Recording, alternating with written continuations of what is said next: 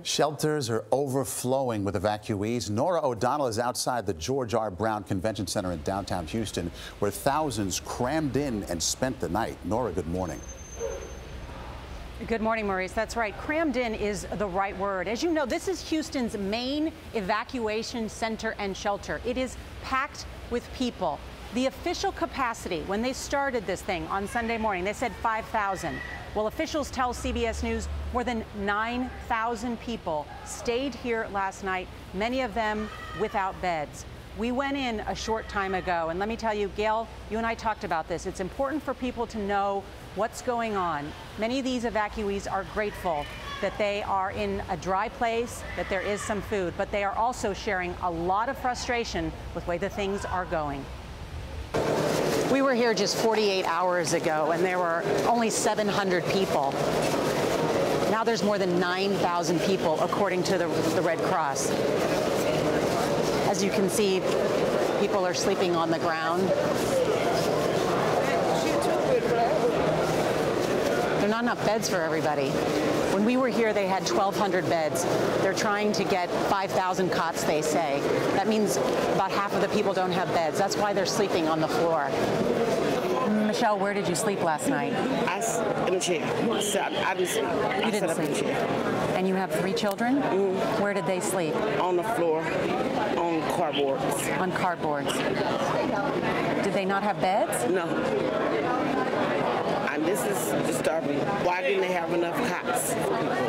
If not, open up more shelters. Mm-hmm. So put cots. No blankets. They don't even have enough blankets. There were no blankets? They had 1 blanket. For you and the 3 kids? Yeah. And I grabbed this little thingy.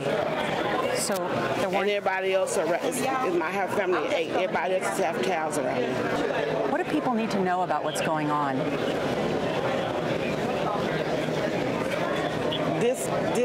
Our city is better than this.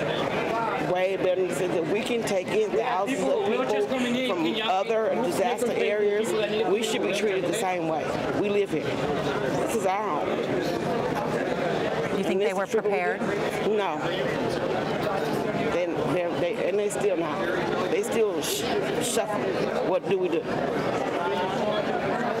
I mean, I walked in there. I just walked through. Could you see the babies? And it's a lady next to us, and she have a little baby that's on the floor with his head literally. And I have to think my brother made something to somebody put in pillowcases so the baby's head won't be on the floor. So think about what you just heard. And we're just in the beginning of this. I think there are key questions for lawmakers, for state officials about how you house 9,000 plus people. That's just at this shelter. There are lots of other shelters. How do you take care of thousands and thousands of people for a week at a time? For how long? How do you feed them? This morning we went, it was very orderly and patient, but there were about 300 people waiting for some breakfast. There are no showers inside, and people don't have clothes, they don't have shoes, but there's big tables full of used shoes and clothes, and so that's where they're getting and replenishing how they're living, because they're living inside these shelters. And that comes as this rescue effort continues today. More people, emergency responders, have now helped more than 6,000 people trapped by floodwaters. President Trump is in the air right now. He's on his way to Texas. He says to check on the relief operation. His first stop is Corpus Christi, near the area where Hurricane Harvey first made landfall.